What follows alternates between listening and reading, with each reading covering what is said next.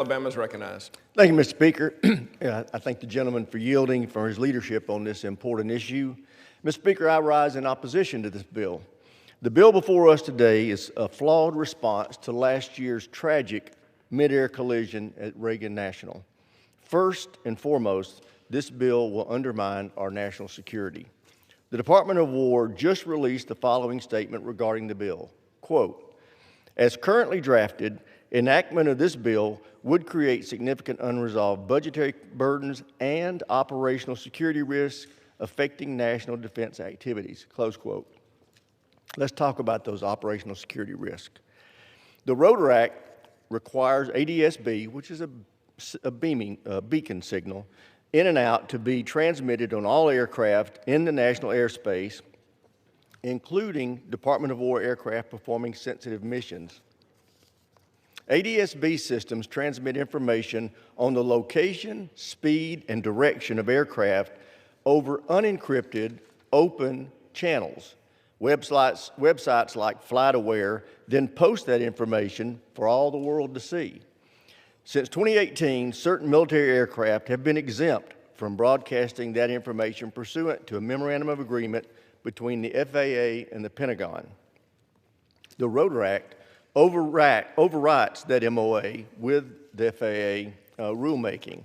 The FAA, not the Pentagon or our military commanders, will have the final say on which military aircraft must be equipped with ADSB and when it must be turned on. That's unacceptable. Requiring our fighters and bombers and highly classified assets to regularly broadcast their location puts our men and women in uniform at risk by exposing operational planning, aircraft details, and patterns of life to our adversaries. Now, we all can agree that certain military aircraft should be equipped with and transmit the ADSB signal, especially in congested civilian airspace. Fortunately, the current MOU already provides for that. At this time, nearly all Army helicopters flying in the congested airspace are equipped with ADSB out and have been instructed to transmit. The problem is the ROTOR Act goes much further than this, much further than these aircraft, undermining the operational security of our fighters, bombers, and aircrafts on classified missions. For obvious reasons, we do not want our enemies to know where our bombers or fighters are or where they are headed. Beyond the serious national security impacts of the ROTOR Act, the bill fails to address nearly 90% of the recommendations made by the NTSB. Over 40 critical air safety recommendations are left out of this bill. This includes important recommendations for the Department of War, such as increased coordination between the military and the FAA on aircraft safety matters, better safety management systems and reporting for military aircraft, and enhanced training for military pilots operating in congested airspace.